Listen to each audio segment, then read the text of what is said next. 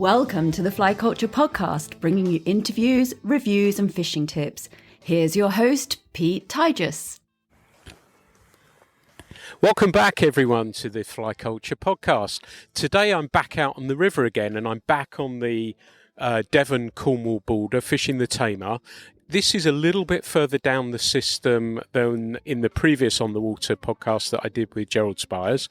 And the quarry today is slightly different. I've swapped the single-handed rods for double-handers, and we've had a little bit of rain. The river's a little bit murky at the moment, but we're going to swing some flies for salmon today and see how we get on.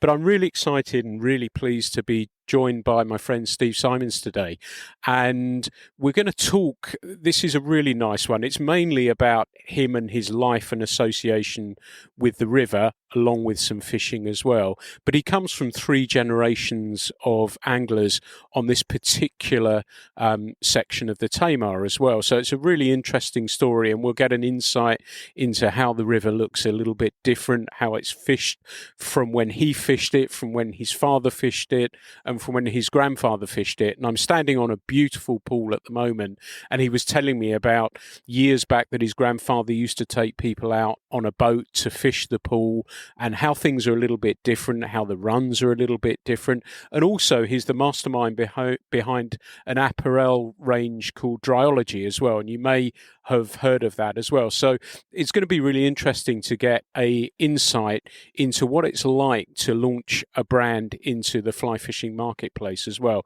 So I'm really excited and interested to learn a little bit more about that. But we've set up our rods at the moment. Steve's given me some bright flies. I think we're fishing S3 and S5 tips, and we're about to sort of wade out into a really, really nice looking pool. But Steve's standing next to me now, and Steve, it's great to, I know we've been trying to get this podcast together for a little while now. It's great to have you here. It's great to be back on the Tamar, and I'm really excited to be here. But how are you doing, Steve? Doing very well, Pete, very well. Looking forward to today and tomorrow. Got a little bit of colour running in the river, so hopefully the fish can see the flies, but they're bright enough, so they should do. We'll give it a good go and we'll see how we get on. Fantastic. And it's been really interesting chatting to you while we were setting off mic. And, you know, the pool here looks a beauty, and you even have the one below it is named after your family. Is that correct? Yeah, that one was named after my grandfather. Yes, that's right. Who was the river keeper here. Worked here for many years. We'll talk about that today, I'm sure. But yeah, we've got a long association with the river. But it is a privilege to have a pool named after the family, for sure. But not me, obviously, my granddad. I'm sure that's only a matter of time, surely. Well, no, I doubt it. But the river looks, like you say, there's a little bit of colour in there at the moment. The sun's just sort of started to break through at the moment. Like I say, it's not about the fish today. I think you've got just a fascinating story on a number of levels. But the river looks as though we might get a little bit of a chance, mightn't we? There's always a chance. As long as your fly's in the water, there's always a chance. It's about 2'10" visibility. I'd like it a little bit better, but I've caught fish in worse, so all we can do is try. Excellent. All right. Well, what we're going to do is head out to the pool now and swing a few flies and see how we get on.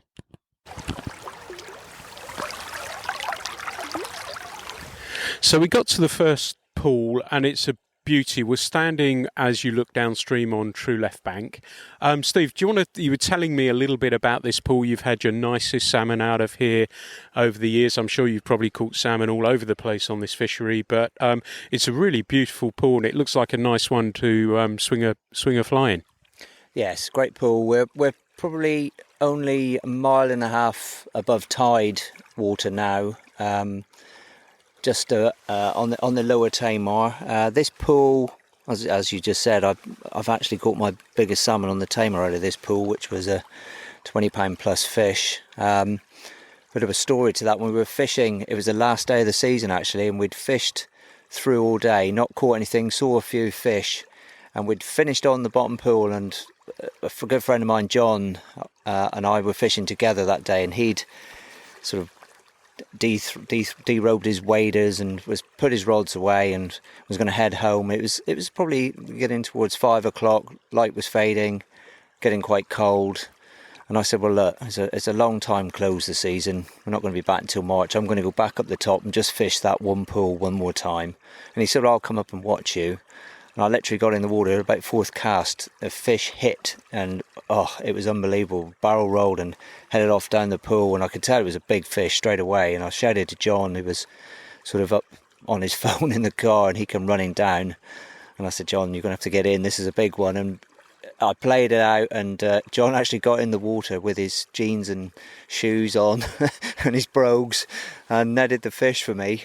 Give himself tennis elbow at the same time. But yeah, it was a great memory of this pool. Along with other ones, we've had quite a few nice fish out of here, and I've had some good days here. And it's a pool where, as Pete said earlier, my granddad, he used to build the boats for the Lower Tamar fishing. He used to look after the long stretch, but he had a workshop in the winter. He used to actually make the wooden boats himself, and they used to take them out at the back of this pool. It's a long cast. You may make it with a modern rod nowadays, but back in the day with the split cane rods, it was impossible off the high bank, and it's too deep to wade, so they used to drift out there in the boat and fish the back of the pool and catch quite a lot of fish. But yeah, we'll get in and give it a go and see how we get on. Fantastic. Well, I'm pleased to see, if I do get extremely lucky, that you got your waders on. So I guess netting a fish is going to be slightly easier, so you don't need to pop into your brogues and jeans and everything else. So that's good. So we're going to go and give this pool a little bit of a try. So we've just left one juicy pool and turned up at another one.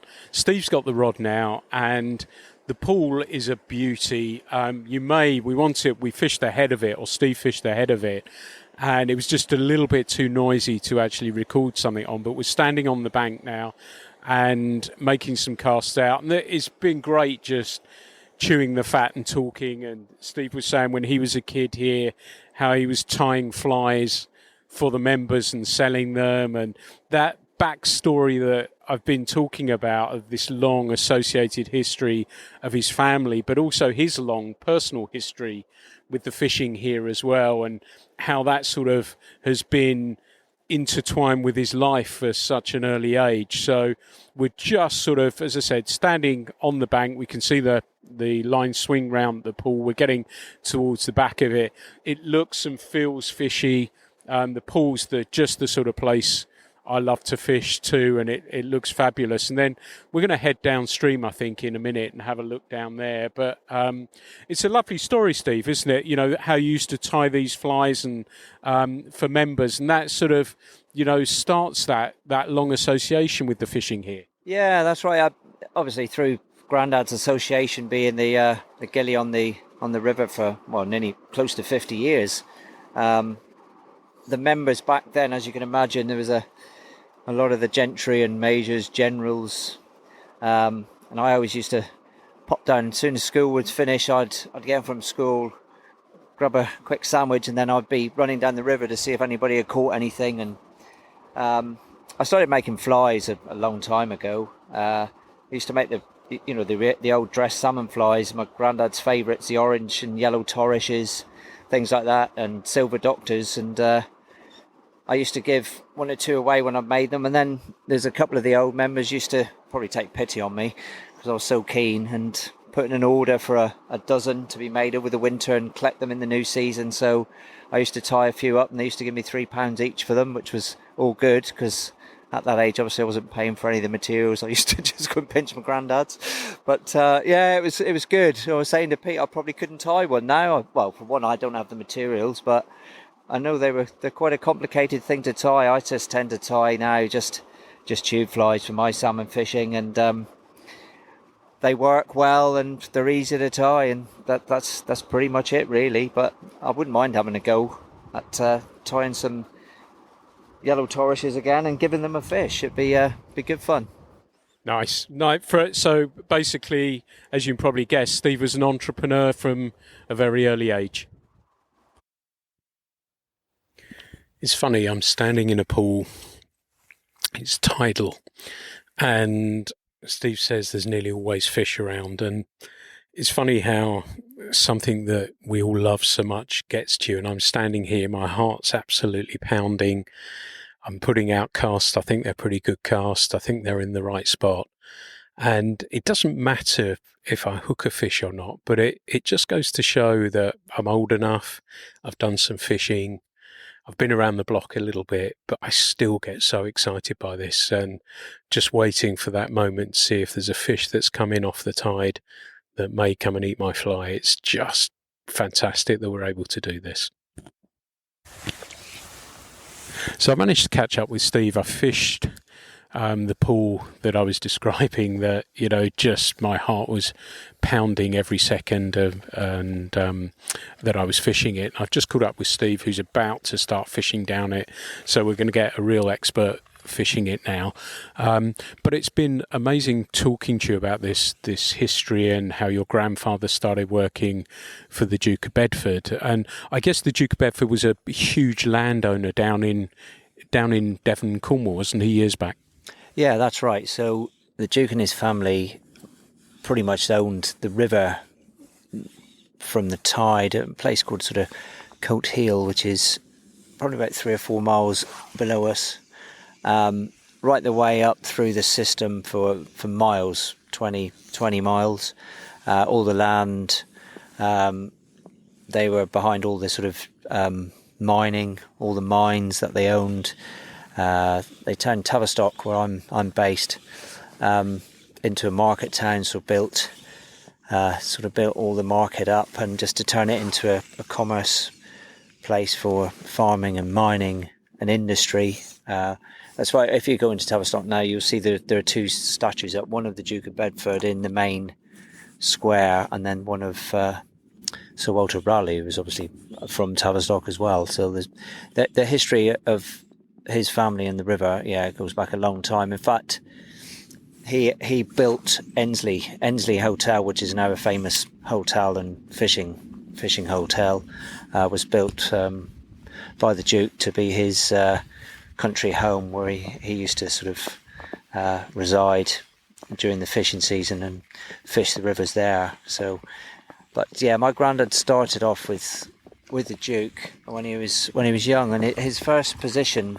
before the war was assistant gamekeeper at Ensley, actually, where he assisted up there with sort of all the livestock and the birds for any sort of shoots and the fishing.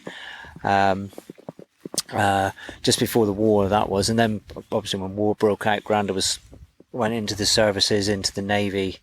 Was based on HMS Wolsey, where throughout the war he was the ship's writer. Actually used to take notes and captain's notes on the ship.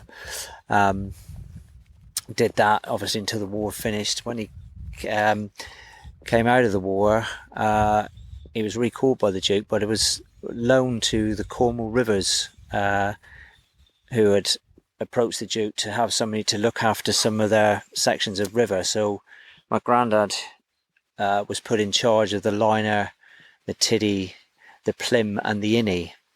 So he had to take care of those 4 rivers from his base, a place called Kelly Bray, which is, as people who are local to here will know, is quite a distance from the Plym, quite a distance, well, from all of the rivers, and he used to have to cover the rivers weekly on his bicycle. So checking for poaching and making sure there was nothing untoward going on. So we did that for a while, and then the position for the Lower Tamar came up. The original river keeper in Gilly then had retired pretty soon after the war, and my granddad was offered the position by the Duke. So he then had, it was basically about 12 miles of river he had to look after from the tide up to a place called Horsebridge.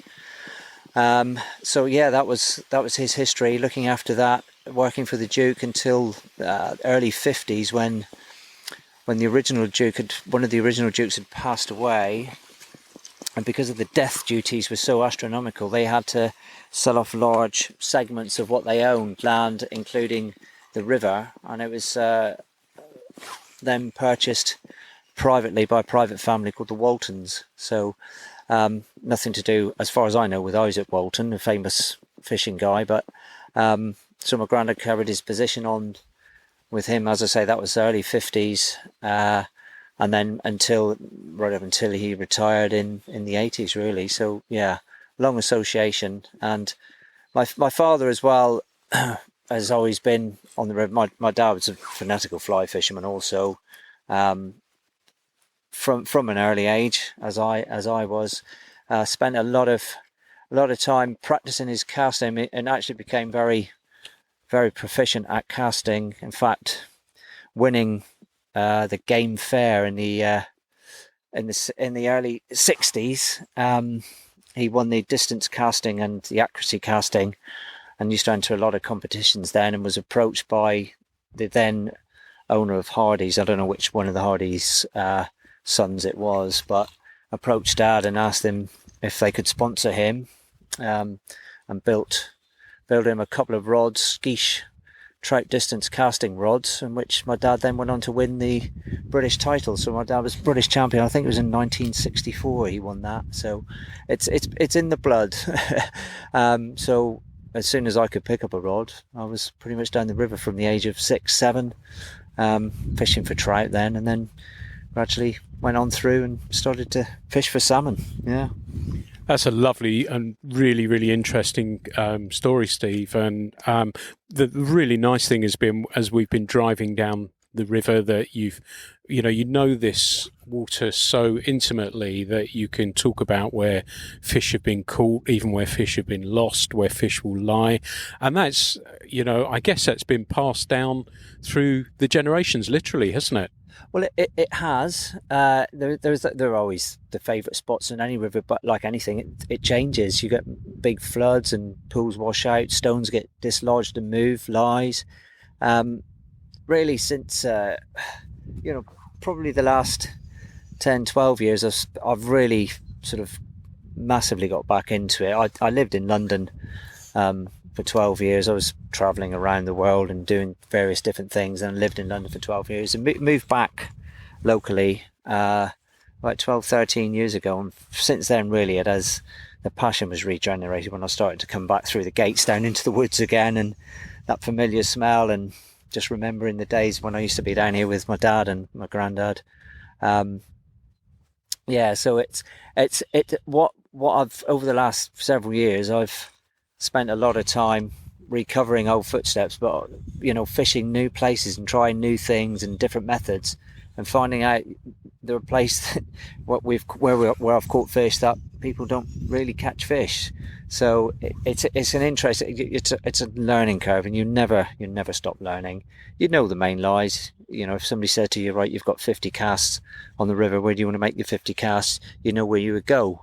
But when you've got bit of time on your hands and it's a bit slow, you try different things, and that's where you usually get the surprises. So it's always worth having a go somewhere else. I'm pleased you said that, because I'm almost ashamed to show you what I've tied on now. But you're coming down, you've probably gathered that we've been fishing and talking, or Steve's been fishing and talking at the same time, which is great skill in itself, I have to say. But yeah, I've got a super heavy fly, and like you say, it's changing things up a little bit. And I don't know this at all, but part of me is thinking, well, there's some colour in the water, I'm going to go a little bit bigger, a bit heavier. We're coming down now, Steve's approaching the hot spot, and then I'm so tempted to have a swing behind him just to see and see if we can find something. But I think that's a good adage and good tip, that never be afraid to mix things up and think sometimes outside of the box. So we just had this really civilised lunch in Steve's truck. Rain, it's a little bit of rain around, but we fished another pool, which was really good fun. It sounds as though Steve had a pull off something or other as well, so edging ever nearer. But it's been interesting to see water I've not seen before. That's really, you've probably gathered, really, really excited me, and I've had a ball so far. But it's been great to watch Steve fish as well, and it's lovely to fish with people who know their stuff as well. And it sort of kind of leads me nicely on to I thought it was an interesting conversation to have, given the environment that we have and how fishing is right now, and the popularity in fishing.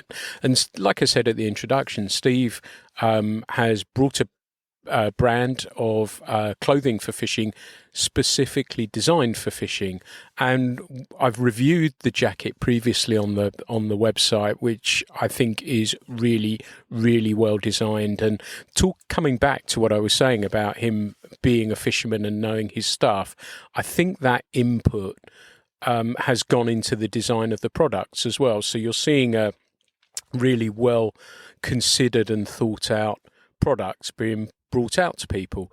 So I wanted to speak to Steve a little bit about that and get a sense of what has gone into that process. But Steve, how did Driology start? What was the process and what was the motivation for that actually starting? Well, as you know, I've been into fishing for a long time, and I was getting a bit, bored's probably the wrong word, but just the lack of choice at sort of the higher end of the market for the fly fishing apparel. I used to do a lot of snowboarding as well, back a few years ago, not so much now, but I was always into the design and the materials they were using for the snowboarding apparel. A brand in particular, Arc'teryx, was somewhere I've always taken, looked at their products and just thought how good they were and how they were made, and how well they were made. A lot of the things that, at the lower end of the market were never quite up to the standards of the better brands. Now, some people live off a name, but it was always wanting to have a different choice. My background is, I'm actually a decorator by trade, but I specialise in hanging wallpapers. So I did a lot of work in London and for Harrods and for designers and architects in London, putting up, it's all about finish. So everything we did and any property developments we did, it was all about the finish and having something at the end of it that you could be sort of proud of. And it sort of stemmed from that. And my family background, my eldest sister has a very successful business, and they sort of sell all sort of surfing apparel, wetsuits and things like that. And we had various conversations after I'd spent it, actually right here where we're fishing now. We'd come down and I got absolutely soaked one day, me and my friend John, and I said, I can make jackets better than this. He said, well, why don't you then? So I sort of put a seed in the back of my brain. It was 2014 actually it all started, and I had conversations with my sister about maybe doing this and working with her.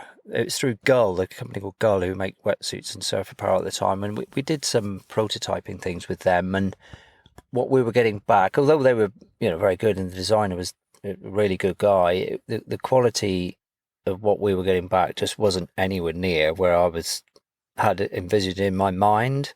So I just went about, it took a couple of years working with different designers and different material companies, and how the laminates are made, and talking to people in Japan and Asia and all over the place, people in Switzerland, and gradually, piece by piece, we sort of put together our designs, all based around how I want to fish. So when I fish, I don't want anything hanging off me. I hate sort of that whole sort of looking like a Christmas tree with bits and pieces, because if anywhere a fly line's going to catch anywhere, it will catch on anything that's hanging off you. So I designed the jacket based around having the space and the places to keep every sort of tool and bits and pieces that you need, knowing where it is, because I found with all the other jackets that I'd ever worn, you end up with big bellowy pockets on the front,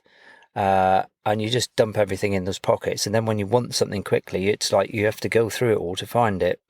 Whereas what I wanted to do is have a jacket right, well, that's there, those are there, and that's sort of the premise of how I went around designing it. And obviously I had another thing in my head, that jackets, when I went snowboard, some of the jackets were a lot more comfortable than others, and it was basically due to the laminates and how they were made. And a lot of the fishing jackets that were on the market were, I found, very uncomfortable to wear, especially in warmer weather. So you've got it on just in case it rains.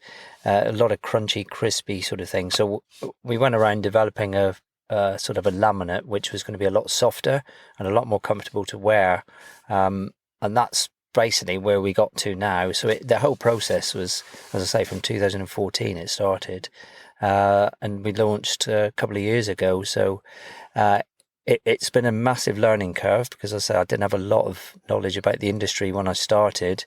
I've learned as I've gone along, and I've worked hard to get license agreements with Polartec, Primaloft, and people like that, who don't give out the licenses. People think you can just go and want to make a jacket and you want to use this certain fabric from a well-known manufacturer, but you just can't. You have to have a license to do that, and they just don't give them out. For example, I think it was the Polartec license. There were 52 applications across Europe when we got ours, and they were allowed to award 3 licenses, and they gave it to us because we were coming at from a different angle, like the fly fishing market, rather than the outdoor sort of mountain sort of market. So we had a different take on what we were going to make and how it was going to look. So that's really the background of where we are now.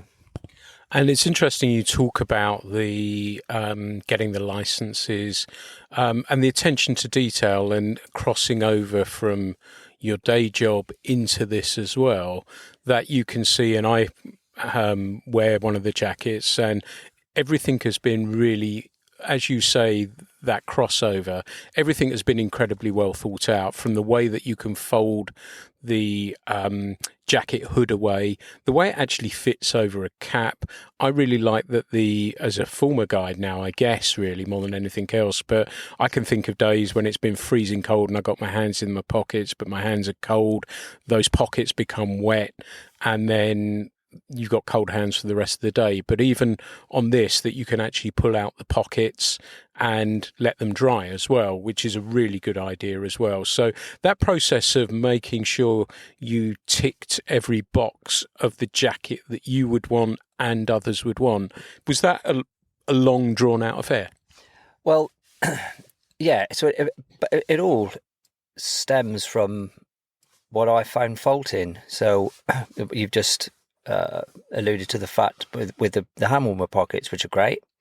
A lot of the jackets, they're just one-sided, is like a fleece line, and then you've just got the standard as part of the laminate or the liner. Now those are great. They keep the backs of your hands warm when you tuck them in. Your hands are wet. Those zips are open on the pockets. Some of them don't even have zips, but if they're open, water gets in. The next day you put that jacket on, you go and stand on the river, you put your hands in, and those pockets are wet, and it's cold outside anyway, your hands stay cold. And that was something that really annoyed me, because you there's no way of drying them, really, unless you get a hairdryer or something in there. So I just said, well, why don't I make it like a double fleece where you can just pull them out at the end of the day, and then they just dry overnight. So that, things like that. And the hood, for example, I found every hood that I put on, you put it on, and it was restrictive on your neck. So you feel like when you're cinched in and you're fishing, you've got very restricted movement. And it just stems down to the way the hood panels are designed and how much fabric is used. So we tend to make our hoods a little bit bigger, because not everybody's the same size. You may be 6'2" and take a medium jacket. You may be 5'2" and take a medium jacket, but you need to make sure that you have enough in the hood to compensate for everybody. So there might be a little bit too much for somebody who's a bit shorter, but you cinch it in and it's always going to be comfortable. If you're tall, you can still cinch it in and always be comfortable. It's about freedom of movement. And that's another thing with the fabrics and the laminates that we use. It's all about having a bit of stretch and allowing movement. And when you're casting, so when we used to get prototypes back, the first thing we do is go out in the garden and swing a fly rod around and see how it felt, and see if it was lifting up or riding up. If it was, we'd just tweak little parts of the jacket. It took a long time to get there, but it's worthwhile, because when you especially now with the jacket we got, when you put it on, it's a lot of people say you don't even notice you're wearing it, which is sort of great to hear. And one of the guys in Canada that's wearing it has compared it to Arc'teryx, which is great as well. I was quite chuffed when he emailed back, said, "Oh, it reminds me of Arc'teryx." I was like, right, well, that's pretty much a great thing to hear, because that's somebody I've always been an admirer of. So, yeah, that's great, and I like that it's a British company as well. I like it's designed by fly anglers. I'm always one for smaller companies as well, and singing their praises, and I can't sing it loudly enough. I think it is there's a range of items. Steve, if people want to go find you, how do they find Driology? Oh, well, if you just search Driology online, or go to the website, everything's available via the website. We don't stock in retailers at the moment. Anything, if we do get asked quite a lot, have you got any stockists in certain areas? I've got guys wearing the jackets and all the apparel, the hoodies, and we're using all sort of high-end materials for the insulated pieces as well. We just don't have anywhere that it's on show at the moment, though we are in discussions to take it to retail. But anything, if anybody wants to try it, you can order online, and if it's not for you, just send it back. But I don't think I think we've maybe one customer sent something back because it didn't fit quite properly, but everything else we've sold has stayed. So that speaks for itself. Online basically, with a view that we might be going to retail in the not too distant future. That's great to hear, and I wish you every success with that. Driology is spelled D-R-I-ology, so if you need to search that out. But I'd seriously, if you're a serious fly angler, I would really recommend that you go have a look and see the good stuff that's on there and the well-designed and well-thought-out products. So we're going to, as I said, it's just been raining, so we've been sitting talking about the industry. So that's how this has sort of kind of come up. And we thought, as I said, I'm all for one, being a niche little magazine business and podcast myself, that I always try my best to shout for the little guys or the smaller guys who are doing low volume but high quality products. So that's why we're chatting about that. But the rain's eased a little bit. We've moved back to the tidal section, and I'm hoping that we're going to go and throw some flies back in there. Are we, Steve? Is that the plan? Yes. It definitely is. Yeah, we're fishing a little section now that fishes very well just before the tide hits it. The fish tend usually to push in front of the tide, and if there's one or two there, it's a good time if they're joined by another fish or two that you can get one. As I say, the conditions not ideal today, but we've got a chance. It's the visibility is enough for us to catch a fish, so fingers crossed. We'll keep you posted with how it goes. As I said, the rain's just started again. There is some visibility in the water, and we've been fishing heavy stuff. As I think I mentioned, I put one on. I was almost ashamed to show Steve and kept asking him. It's not going to be one of those ones where you see a friend afterwards and say, you won't believe what he tied on, but it didn't work. So I've switched back, but I'm sure we'll keep changing things around. But we're going to have a wander down to the river. I'm sure you're probably the same, that when you fish with a buddy, you just talk about everything and nothing. And we were talking about, the bottom where we're fishing. We've come back upstream again, and we're in the pool where we started. And we fished Simon's pool as well, which is absolutely stunning. But about what fishing means, of course, and everything else. But how confidence, and I've talked many times on here about confidence when you're fishing, and be it in having the right fly pattern, the pool that you're fishing, whatever the conditions actually may be, and the sort of fishing that you're actually doing. And we were just chatting a second ago that Steve had changed his fly and then just didn't feel confident in it and immediately changed it again. And I think that's a really interesting approach, and an approach I buy into massively, that if I'm not fishing the fly confidently, then I probably feel like I'm probably not going to catch a fish that way. So making those changes does and can at times work really well for you. But the other thing we were saying down at the bottom there, that with fresh fish coming in and the whole time, and even in the description as somebody who doesn't know the pool at all well, the whole time I was expecting to get whacked by a fish, and it didn't happen. And again, we were just talking about it a few seconds ago, and Steve was saying, there are probably fish in there that have just nosed in on the tide. We did see one move just as the tide came up as well. So that sort of adds to the confidence and the way that you fish as well, which is kind of interesting. We're standing in this pool right now that is absolutely beautiful. We're looking downstream. We're standing on the true left still, as we have been all day. And the fly swings beautifully round. You get a lovely swing and then just tweak it a little bit through the softer water at the very end, and is really, really nice. But the other thing we talked about as well was travelling, and when travelling opens up and we're able to travel a little bit more. But we sort of came to the conclusion, and again, I know if you've listened to these podcasts, you'll know how much my home river means to me. And talking with Steve today, and you listening to this as well, you probably get a sense of what the Tamar means to him as well. And we came to that conclusion, hardly surprisingly, that there's no place like home, is there, Steve?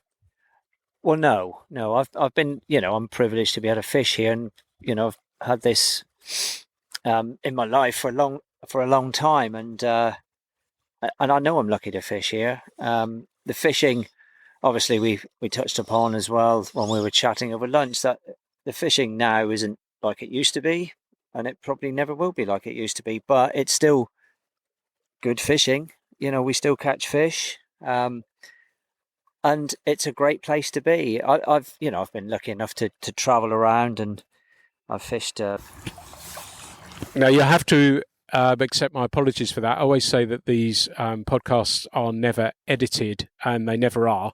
But I had to stop. Steve was in conversation about travelling when my phone went. You may have heard it actually in the background. It's my wife to say she had a salmon on that just came off close to the net and got whacked by another. So great excitement there as well. So apologies for that. But we were talking about, the home water, what it means to you, how lucky that you are to fish here, Steve. And, you've been lucky to travel abroad, but your home river is something special to be able to fish, isn't it?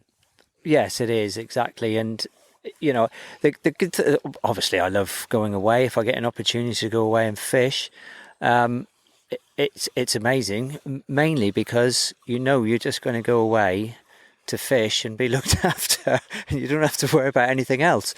So your day-to-day life sort of there's a few phone calls to the family to make sure everything's okay, but the rest of the time you just focus on fishing and eating and drinking wine generally, which is amazing. But when you're at home, your home river is your place, and I wouldn't swap it. I wouldn't swap it for anywhere. Quite often there's, we were talking about earlier about chaps, lovely, going to Iceland is fantastic, and I'd love to go to Iceland. Never been there, and it looks amazing. And you go with guys that fish here on the river locally who've not caught a salmon on this river, but they go to Iceland and catch a half a dozen, which is great, and it's a fantastic experience. But I say to them, well, you catch one here, and you'll have more satisfaction out of that than you will do going to Iceland and catching 5 or 6, because they're stacked out with them. You've got to work for it here, but that's what it's all about for me. I'd rather go somewhere, work and have the satisfaction of catching a fish, having to work for it, and that's what you get with this river. But when it's on, it's fantastic, and I wouldn't swap it for anything. Wise words. Couldn't agree more with you. Welcome back to day 2 of Chasing Salmon on the Tamar with myself, Pete Tigers, and my good friend Steve Symons. It's a different day today. That at the moment there's no rain.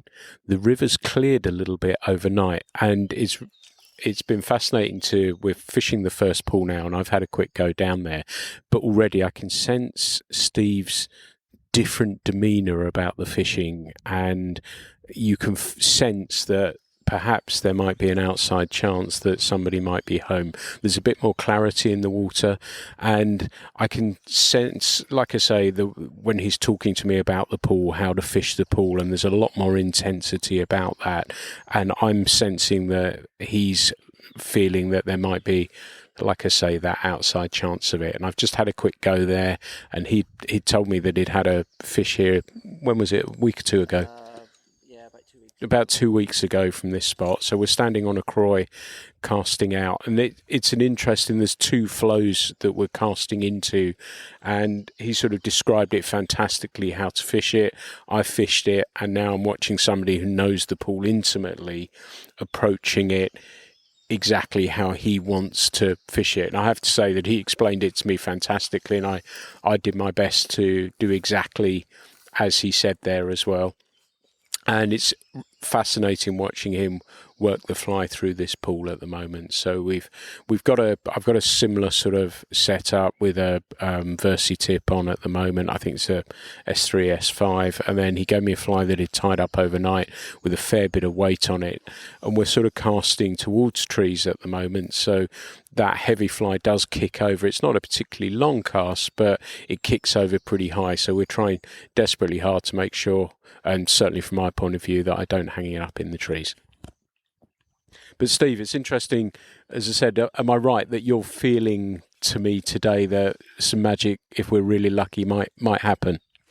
I'm a lot more confident today than I was yesterday, put it that way. The river's, we're fishing a really good beat now, and the river is got really good sort of clarity for fishing. It's a good fishing river. And I'm pretty confident. Well, you should never be too confident, I guess, when you're salmon fishing, because it's up to them what they do at the end of the day. But we will try our best, and we'll cover the right spots anyway. And there will be fish there. It's just whether we can get them to hang on to the fly. So fingers crossed. Well, fingers are very tightly crossed at the moment. As I said, I can really feel a difference in everything today. So it'll be really interesting to see how this one plays out, and we'll keep you posted.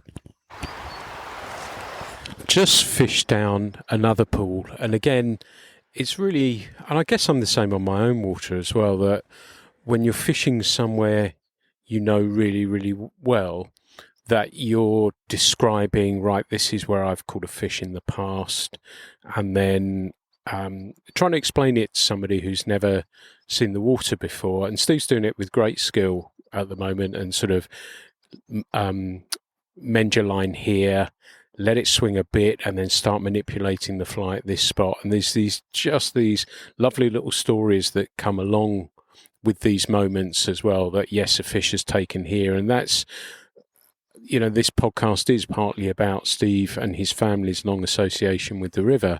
And I'm really getting a deep sense of that right now, that, how intimately he knows each pool, each little spot, each lie. And that's coming across really, really strongly and passionately this morning. So I've just got out the water, Steve, and I see you're changing stuff up. What are you going for now? So you've just fished it now with a Sink 2, Sink 3 tip. I'm going to put on a shooting head, which is a Sink 4, Sink 5 density, just to try and get down a little bit deeper. Maybe change the fly as well, put something a bit brighter on, and see if we can get something to come up. Cool, excellent. Well, let's see how that plays out. So yesterday, I thought I did a really nice lunch. It was all shot bought. We had a game pie, which was really tasty, some strawberries and some cake as well. And then Steve's done lunch today, and I've just been completely taken to the cleaners. Home-cooked quiche that looks fantastic. All sorts of tea, coffee and other bits and pieces. I can see a cake in the bag as well. So yeah, completely defeated now. I've had a nice lunch, cup of tea, I've got a cigar on the go, about to get into the river. And Steve, like I've been saying throughout this thing and through previous podcasts as well, how people know their home water. So we're going to fish this pool. You're going to go a little bit further down, Steve, but what's the recommendation for fishing this one? Well, you need to get into the water. There's if you look through, you see through, there's like a black shadows underneath. There's a rock centre river with a little bit of a boil behind it. You want to place yourself sort of 15-20 yards up from there, and then you'll see on the far side, really the last side of the river, there's a big rock shelf which is probably only holding a foot of water over it, so try and avoid going too far into that. Put your fly right on the edge of that shelf, mend the line, hold the rod upstream to hold it into that main flow, and then follow it with the tip of the rod, follow the line around the flow into the centre of the river and just to this left-hand edge, and tweak it as you come back up the edge, and then go again. But that's what I would recommend for that section. So I'm going to finish my cigar. I've almost finished that. I've got the play, so I know exactly what that is now. So I guess now it's down to me and see if we've got a biting fish or not. Just standing on the lip of a pool that goes, there's sort of a lip that goes right the way down into quite a fast pool, and we're swinging the flies right across the tail. There's an entry up through for the fish, and just on the very lip, as far as we dare cast. And I've had a quick go, and then Steve's having a go now, and he just got rattled by a trout there, but it just, again, is one of those spots that you suddenly think to yourself, yeah, this could be the one. This could be the one. We've been fishing a couple of tails of pools where there's small weirs, and there's nothing lifts your spirits more than seeing a sizable salmon leap not a million miles away from where your fly is as well. So Steve's down there at the moment. He's using a single hander. To give you an idea of the pool, it's quite a wide pool. It's probably 70, 80 feet across. He's almost halfway out, but it's not deep there at the back of the pool. Steve's probably waist deep or so. I can see where the fish are coming up through, and obviously that's been helped by spotting a fish there as well. But there's sort of to our side, and we're still fishing true left bank as you look downstream, there's shallower water and there's a deeper gully, and I guess the fish come up through there. So Steve's concentrating his efforts with a single hander there and moving a fly across that tail of the pool in the hopes that the guy we've seen, or perhaps somebody who's come up with him who hasn't shown themselves, is sitting right by the lip of that pool. So concentrating there. We'd just been a short distance downstream, and I'd been doing something similar on a slightly more aggressive drop down, so more of a weir than anything else. But it's been great to see that. The other thing I've been thinking as well is that, you know, it's funny how our lives, if we're so deeply entrenched and in love fishing as we do, is dictated by the weather. So we've got a bit of, you know, murk in the water. We've had some rain, so I'm casting double handers, yet rivers drop back, and then the single hander will be in my hand again, and dry flies. And it's lovely to see the variety of fishing we're able to do. And, you know, I'm sure many of you are carp fishing and bass fishing and even mullet fishing as well, and pike fishing as well, and how those moments are defined by the conditions and the alternatives as fly anglers that we can have to go fish. So I think we're incredibly lucky to have those. But hope springs eternal at the moment. Steve's made a number of casts over the back there, and I was sort of kind of hoping perhaps something would happen. I think if I had to put my money on somebody to catch fish down here in the West Country of salmon to order, which is a huge ask, Steve would be at the top or very near the top of that list as well. Probably would be. You know, the numbers of fish he's caught over a period of time, his knowledge and intimacy of the river, as I've described before, is just phenomenal. And you know, it's been an absolute pleasure to fish with him these last 2 days. So we just headed back now to the cars to call it an end of play. It's been an amazing couple of days, seeing so much varied interest in water, fishing with someone who knows exactly how they want to approach the water in a particular height, how they want to fish the pools, chatting about stuff. It's been really, really enjoyable. And once more, I feel deeply captivated by the Tamar and the fishing, but absolutely stunning. I've loved every second of it. Steve, you've been such a wonderful host, generous. The quiche rocked, man. That was absolutely fantastic, and getting an insight, and I've learned some stuff by listening to how you approach pools and what you're thinking about in particular heights, etc., and your deep knowledge of this particular fishery is, I guess, pretty close to being unsurpassed. That it's been wonderful to see somebody at the top of their game knowing exactly what they're wanting to do. Fish beat us. That, it felt as though the first day was sort of a limber up. And even now we were sort of questioning, weren't we, the water height and clarity throughout the day. But I'd like to thank you so much for having me along. It's been absolutely fantastic. Pete, absolute pleasure, all mine. I'm glad you enjoyed the fishing and the various pools that we fished, and the quiche, obviously. No, it's been great. It's been, again, the heights are fine, isn't it? It's just the clarity has been against us a little bit, so that's my excuse anyway. A little better today, a few plucks from trout and things. We have seen a couple of salmon, but that's fishing, especially salmon fishing. Can never put a guarantee on it, but this morning, if I'd had to have a bet, I would have said, yeah, we'll probably get one today, but it doesn't always work like that. But next time, hopefully the river will be a bit more favourable for us, and we'll give it another good go. Brilliant. And it felt like we fought the good fight, and we did what we needed to do to try and cover any potential fish. And I think that's the really key thing to take from the day, isn't it? That you've walked away, covered the water. We couldn't do any more, I don't think, could we? No, we've given it a really good going over, and we've covered all the likely spots. Nothing more that we could have done, really, unless we stay another 2 or 3 hours, but probably end up with the same results. And I think after the England victory last night and a bottle of wine, I think I'm ready for calling it a day now.